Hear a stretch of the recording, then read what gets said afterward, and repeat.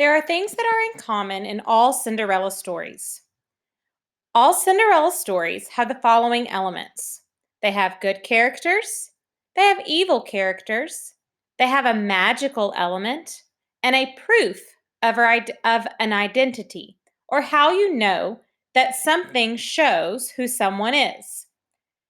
We know that there are good characters who are doing the kind and helpful things. There are evil characters who are doing the very bad things. And then there's usually magical people, animals, or objects that can do impossible or improbable things. And then there's usually a way that at the end we know that something shows who someone is. So in our story Cinderella, we found that Cinderella and the fairy godmother were the good characters. The stepmother and the stepsisters were the evil characters. And the magic inside the story was the magic wand and the fairy godmother. And the glass slipper is how we know who Cinderella really was. So as we read more Cinderella stories, we will be looking for these four elements as we read these other stories. We will continue to add to the chart as we read more versions of Cinderella. Next, we will zoom in and pay close attention to one of these elements, the good character, Cinderella herself. As we look at page 7 of our text, we will see that Cinderella is talking with her stepsisters. Each time Cinderella speaks, it's important. So we're going to see how we know that she is speaking. We're going to start at this part of page 7.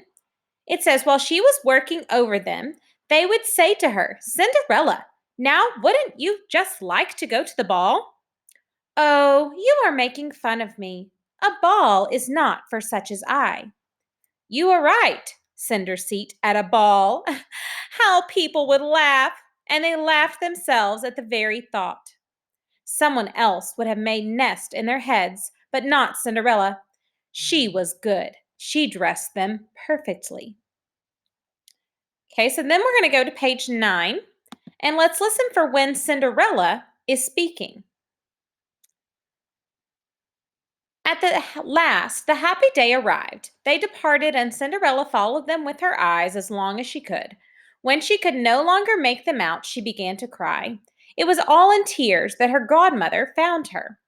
Why, what is the matter, my child? I wish. Oh, I wish. Cinderella was so choked with tears that she could not get her words out. Now, Cinderella's godmother was really a fairy. She said to her, You wish you could go to the ball, is it not so? Oh, yes, sighed Cinderella.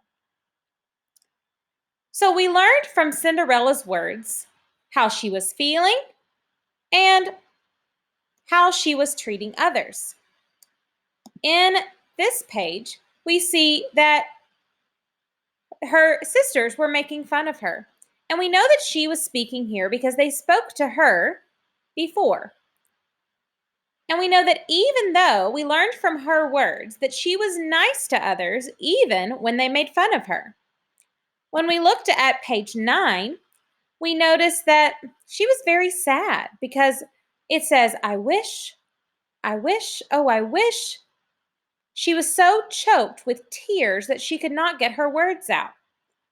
So we knew that Cinderella wanted to go to the ball, so we knew that she was the one saying, I wish. We listened for her words by listening for the word said and the word Cinderella. Those both gave us a clue whenever we heard those two words together. And when we listened to her words, we were able to understand Cinderella more. We understood how she treated others, and we understood what was happening to her in the story. Her words helped give the story more detail.